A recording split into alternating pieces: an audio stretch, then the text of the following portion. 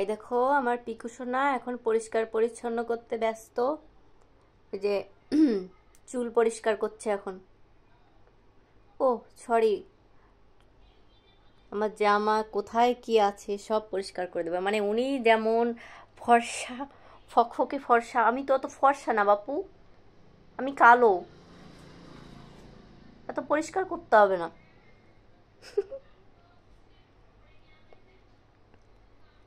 সারাদিন এই করে, কোথায় কি আছে জামায়, কোথায় একটা সুতো বের হয়ে আছে, কোথায় একটু সেলাই আছে।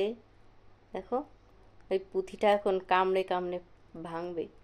ও দুস্তু।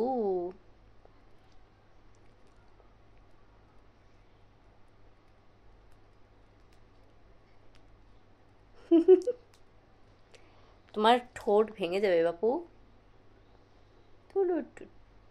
নখ, আমার নখ পরিষ্কার করে দাও।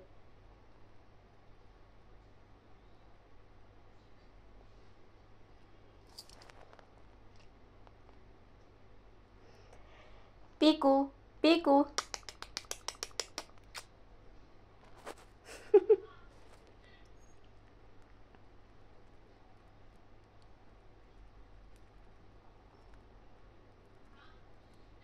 প্রথমে ওর কাছে যাওয়া যেত না, এই চেঁচানো রে চেঁচানো, চেঁচানো শুনে আমি দৌড়ে পালাতাম, না কাছে যাওয়া যাবে না।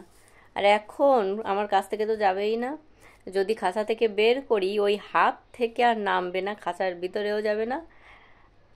তো আজকে দেখি এখন আর মানে বাইরে নিয়ে আসলে উড়ে শুধু আমার ওই ফ্যানের উপর যে বসে থাকে বা উপরে ওই টানানো আছে, ওর উপর যে বসে থাকে। আজকে দেখছি আর নড়ছে না আমার কাছ থেকে।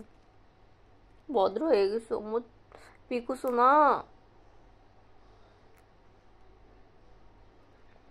পিকু, পিকু, পিকু। হ্যাঁ তুমি পিকু, তোমাকে আমি ডাকছি। কি করছো, কি দুষ্টু করছো পিকু? হুম, হুম। কালকে ওই যে হুম, ওই যে যে বসে পড়েছে খাটের স্ট্যান্ডে। দাঁড়াও, উড়ো না।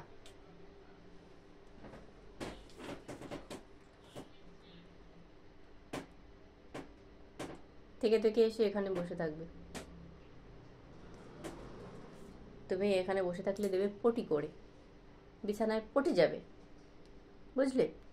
তোমাকে সুন্দর একটা দোলনা করে দেবো, ঠিক আছে? সুন্দর একটা দোলনা করে দেবো, সেখানে তুমি বসে থাকবে।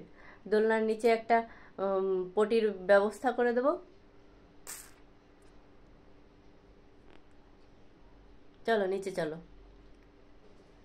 চলো, চলো চলো চলো চলো চলো চলো চলো চলো চলো চলো।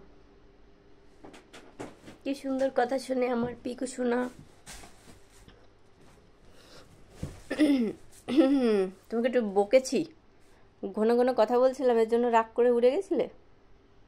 হুম।